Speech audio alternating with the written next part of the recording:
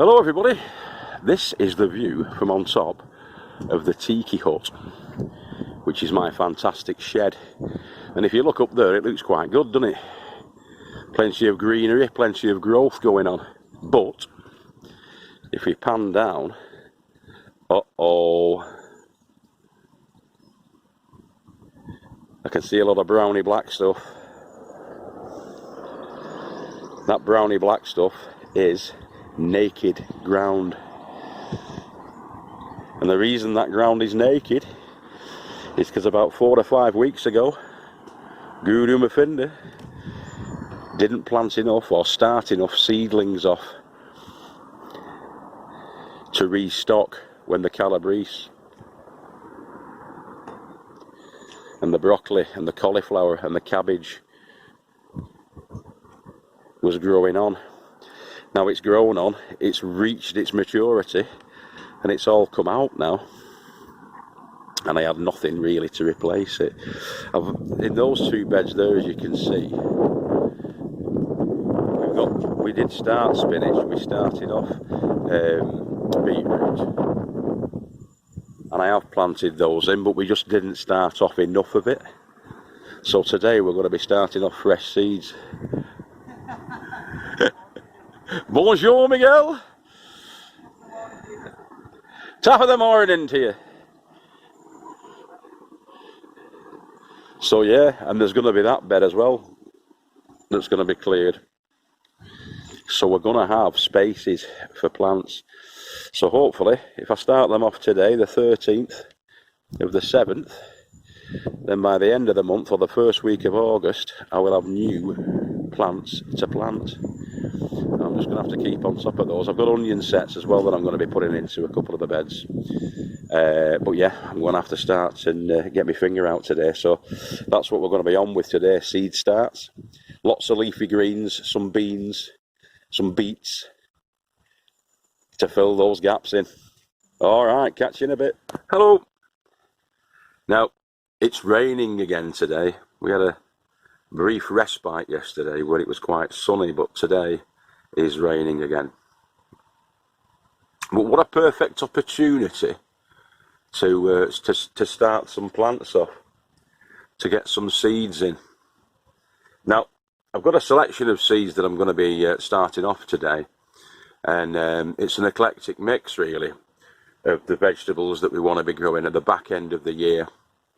And it's not too late to plant many a seed, as you'll see in a moment.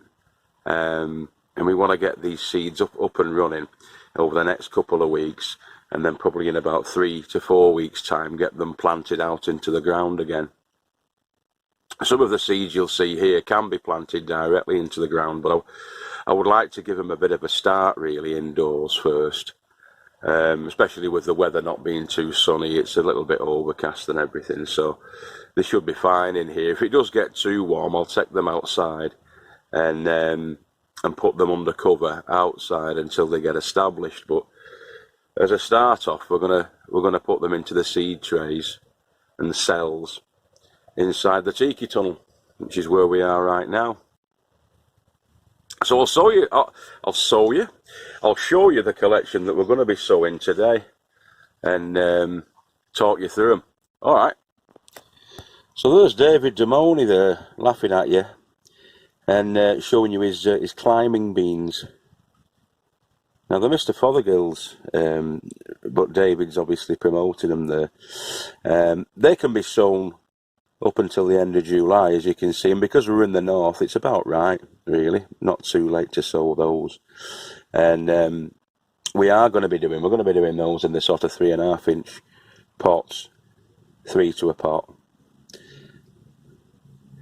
Next off, we've got a multicoloured mix of beetroot there, and again, these are fine to be sown up until July, really. Same with the Boltardy Beetroot there, as you can see, March to July. So we're going to get the Boltardy in. Greyhound Cabbage, again, sold February to July. So they're going to be fine.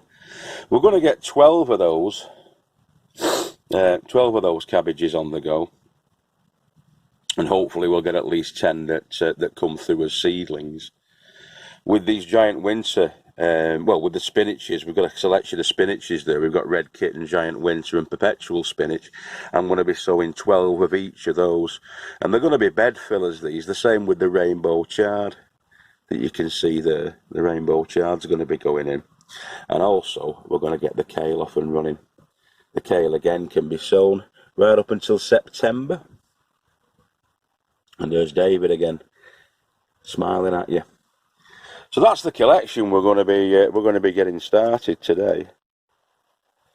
So we've got some beans there, 2 lots of different beetroots, some greyhound cabbage, pointed cabbage, 3 different types of spinach, some chard, and some kale.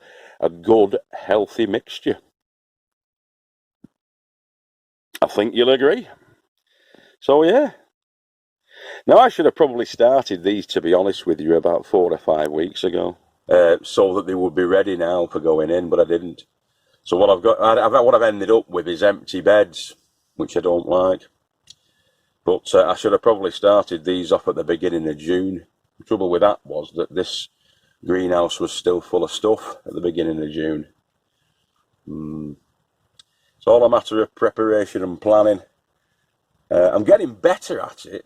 But every year is a different set of learning initiatives, if you want, so that you can continue, and hopefully we can continue to get better at the timing of things. And I say, about 4 or 5 weeks ago, I was absolutely flooded out with work, and just didn't have the time to do the stuff that I needed to do up here. So no time like the present. All right. So we'll crack on. See you in a bit. So that's the potting compost that's been sieved. I've fine sieved that down now to a very light crumbly mix. And what we're going to do is we're going to also add about 30% of the volume of vermiculite. And we're going to use a pretty fine mix of vermiculite. This is the stuff we're going to be using. And again, that should further thin out the soil, the growing medium for the seedlings, because you want the root system, the fine roots, to sort of spread within the cells that you're going to be growing them in, and so that the root system can develop strongly and fill the cells up before they get planted out. Give them a good start. Okay, so the vermiculite and the potting compost will create our mix, our seedling start mix. So we'll do that now. So what that is a couple of good handfuls of the fine vermiculite. It's a very fine mix of vermiculite, a fine grade of vermiculite.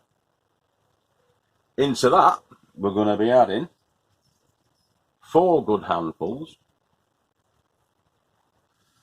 of the compost, and so that'll be about 1/3 vermiculite and 2/3 of the compost.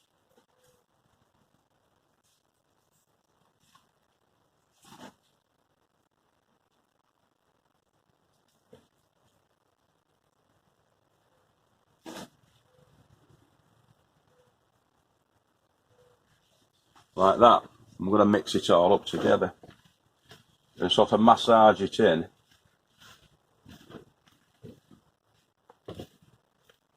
And combine it. A bit like making bread dough, really. Bread dough, not dough. Proper Wigginese dough, making bread dough. That don't even sound Wigginese, that sounds just northern, incomprehensible gibberish.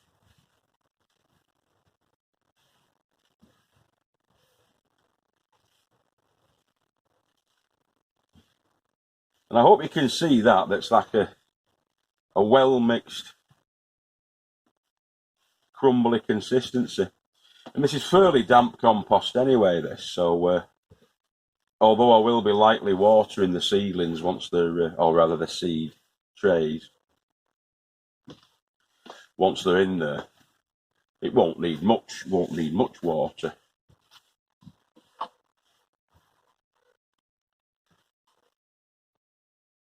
All right. So that is your mix. Fine vermiculite and sieved compost. That's the way forward for us, I think. Get them little baby roots started off. No nutrition whatsoever in that. Just a growing medium. The roots need to grow to seek out nutrition, so they're going to be hunting for the nutrition, and that they're not going to find very much, so they'll continue to grow and root, literally root out the nutrition. They're only going to be in these cells. I'll show you the cells if I can.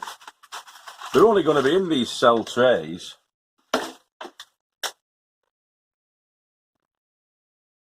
for about 3 weeks. They should come through before 2 weeks, and once they're up about here, they'll be coming out of there and getting planted.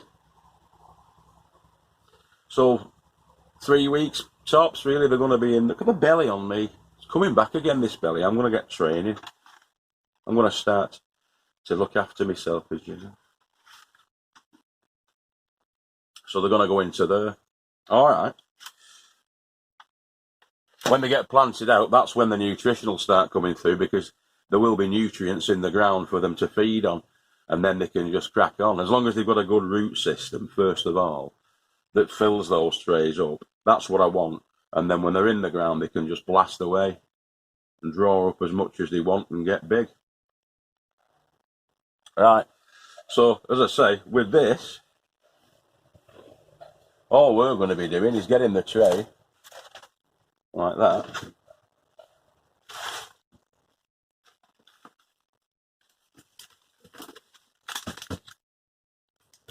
Going like that.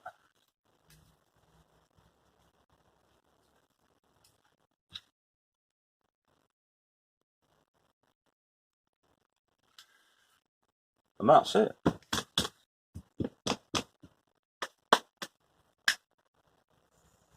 One done. I'll put that then to one side. Get another one. Like this one. Same again. Easy as pie.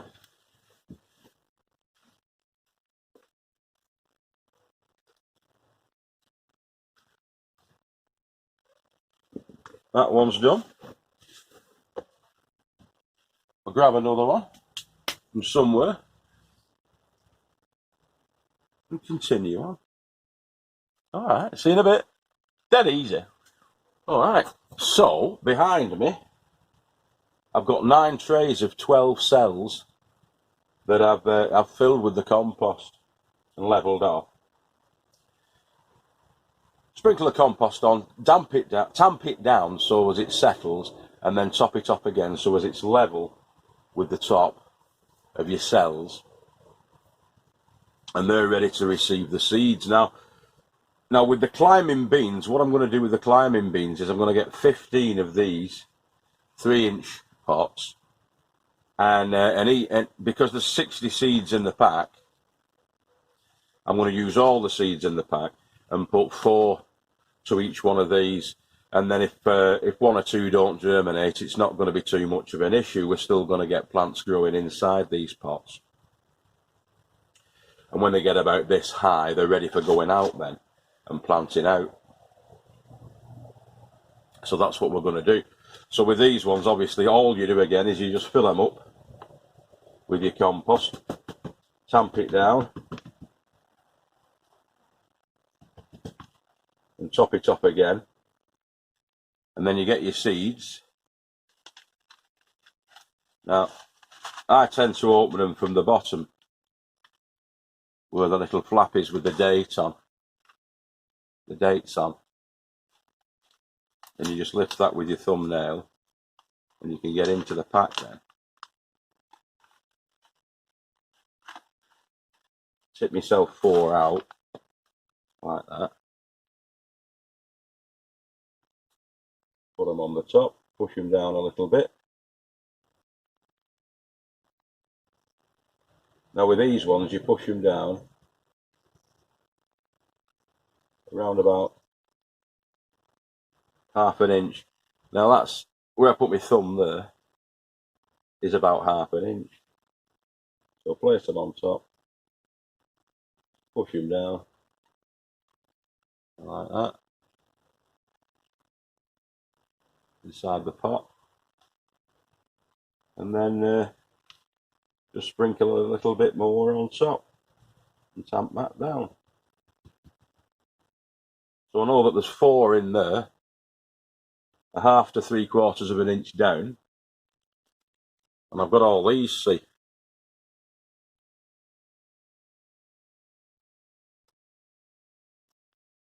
Climbing bean Cobra with the date. So I'll just peel one of those off, pop it into there, and it's ready. It's ready. Huh? You can see when it was planted and what it is. It's a climbing bean called Cobra, and it was planted on the 13th of the 7th, 2020. These will then go into a water tray where it can then soak up. I don't water them from the top. I let them soak in and absorb the moisture. I will mist it at the top with a mist sprayer, which I'll show you a little bit later on. But the moisture wicks up by capillary action, draws the moisture up through the base, the holes in the base of the pot, draws it up. Excuse me, I had a bacon butty this morning. Always a bad mistake, that. Moisten the top. The compost's already moist already, quite moist already, but I just dampen the top off, and then the moisture will be drawn up, the liquid will be drawn up through capillary action, and sort of swell the liquid inside the pot, so as it's a moist compost, and then leave it. I'll leave it then, and not water again until it gets dry, or it starts to dry out. I'll use my moisture meter and just make sure it's moist. You don't want it wet, but you do want it damp, slightly damp, for the germination. All right, so I'll crack on with all of those now and put all of those Cobra beans in.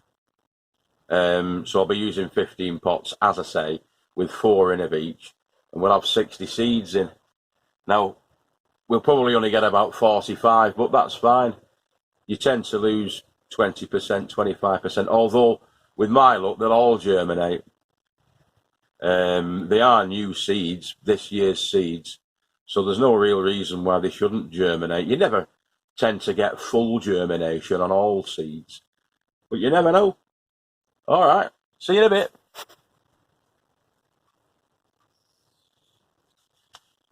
David and Mr. Fothergill have robbed us. There's only 58 seeds in there. There wasn't 60. It says 60 seeds, or average 60 seeds. Average 60 seeds. Anyway, there was 58 seeds in there. These are the last 9. So altogether, there's 15 of these 3-inch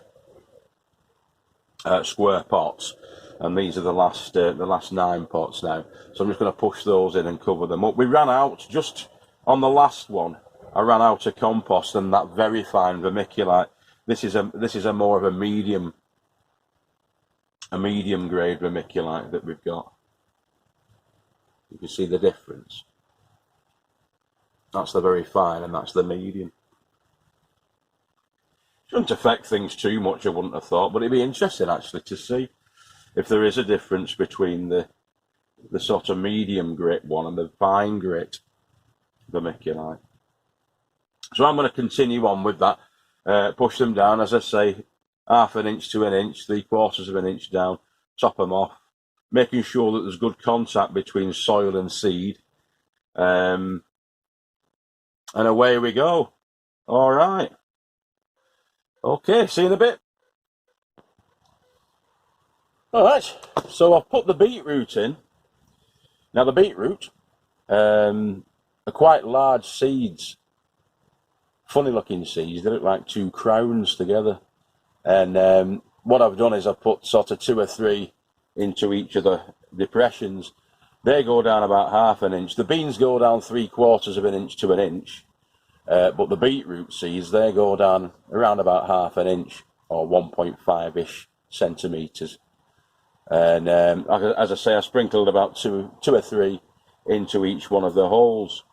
The holes I've made with my finger, that one, into the, and as I say, there's about 2 or 3 to each station. So you get them sort of cluster planted.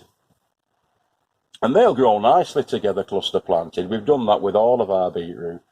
And you get decent size sort of in between golf ball and cricket ball size beetroots off them. That's what we've been getting after about 12 to 14 weeks. You can leave them longer. You can put them in as a 1 seed per tray or whatever you want to do. But we like the cluster planted ones. If you're going to go for a really big beetroot, then obviously 1 seed per tray. But we like quantity as well as quality.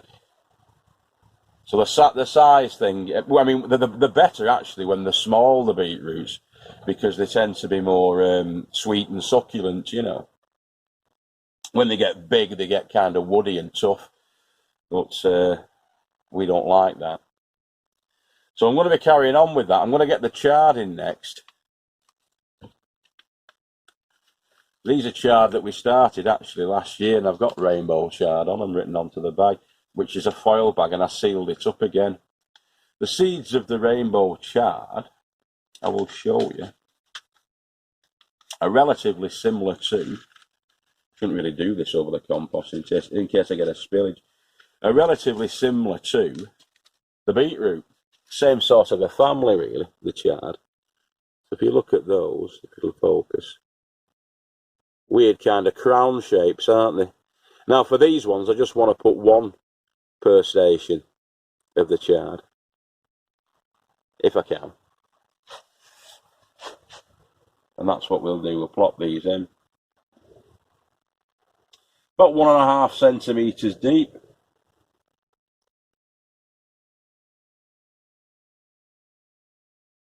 I need some more. Not enough. Get some more of that.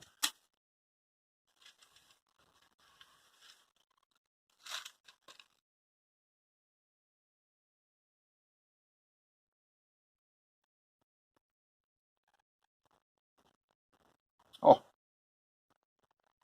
that one had 3. I'll put 2 per station just in case one of them doesn't germinate, I guess. Don't think it matters all that much really.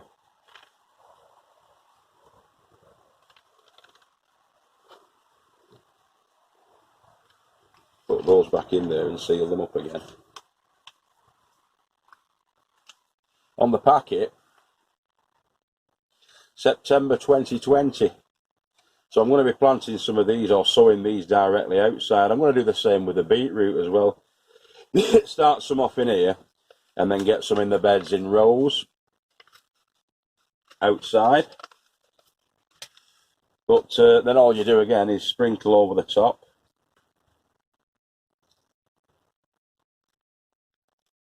And pat down so that you get a decent contact with the seeds. Your compost gets a decent contact with the seeds. And then we get our little rainbow chard ticket. Again, 13th of the 7th. And pop that in the front. And get it into a watering tray, which I'll show you shortly. And that's it. With the smaller seeds, which these will be, we might need to use the match trick, which I'll show you. But we'll crack on. Doesn't matter if you get 2 or 3 in the hole with the leaf. It'll make its own room within the cell, and once it goes outside, spread its wings and extend its root system Alright, see you in a bit. So all the spinach and the beets, we've kind of cluster planted, but we've got the greyhound, we've got the kale. Now we only want a single seed really for each one of these. They're all in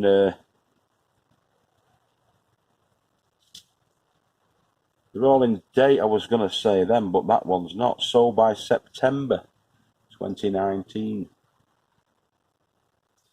I'll tell you what, we'll put 2 seeds in each one of them, and then see what happens, and favour the one that comes through. If 2 come through, we'll just go for the stronger seedling. I thought they were all in date, these, weren't it? Should be alright. There's only one way to find out though, isn't there? So anyway, for the cabbage,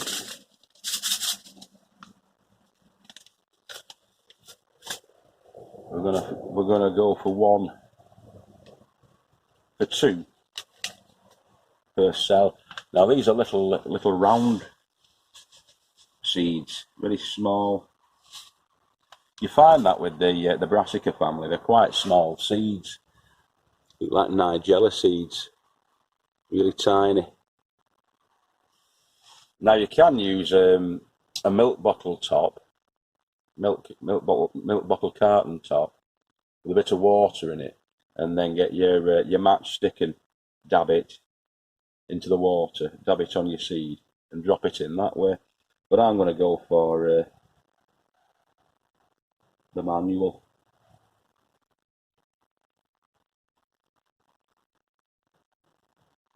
I'm going to put 2 per station. And then, as I say, when the seedlings come through, I'll just snip out with some fine scissors the one I don't want to keep.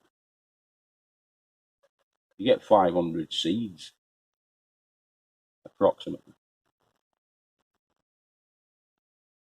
per pack. So, you know what I mean? We're not scratching around for seeds, are we? There it is. So the remaining seeds, put those back in to our foil pack, and then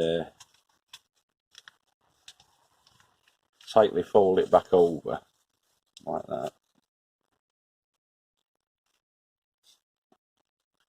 and pop them back in the packet.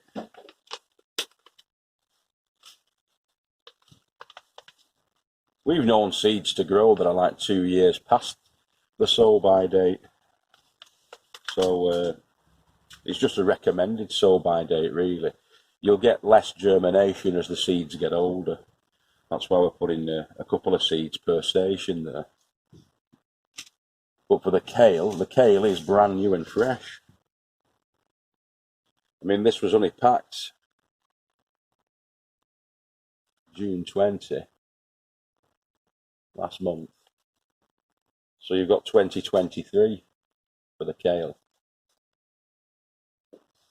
£1.85, and you get approximately 400 seeds in that.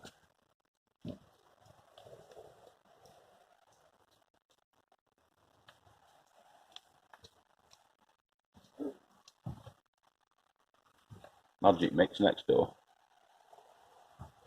He's sowing some seeds as well.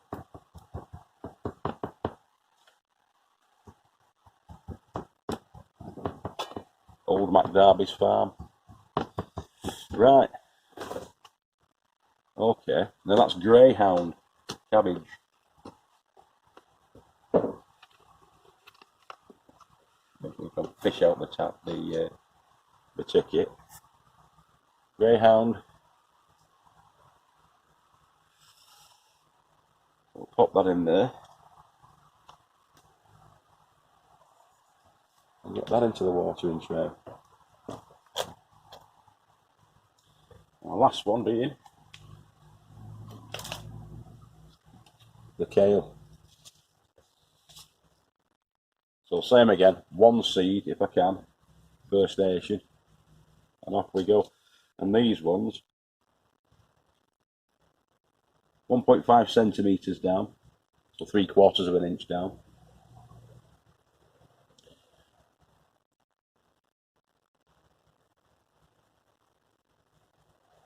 We're doing one per cell. Alright, catch you in a bit. Now, to avoid any sort of rain-borne pathogens while they're little babies, or to start them off, I'm using tap water. So the tap water is going to be put into the tray, and it'll soak it up through the compost just initially. So while they're still seeds, and when the seedlings as well, it's the tap water that I'm going to be using. Of course, when they go outside, they'll be getting the rainwater. But initially, just to prevent, you get sort of like green water after a bit if you use rainwater, and you don't want that really in your trays, in your seed trays. So we're using tap water to start them off with. And there's all our freshly planted trays. All the climbing beans at the back there.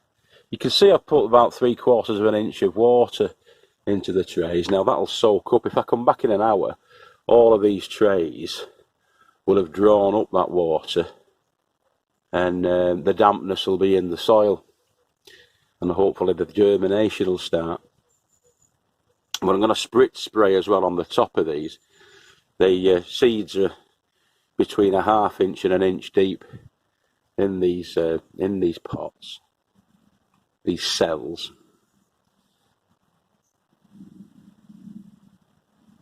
So yeah, that's all you do basically.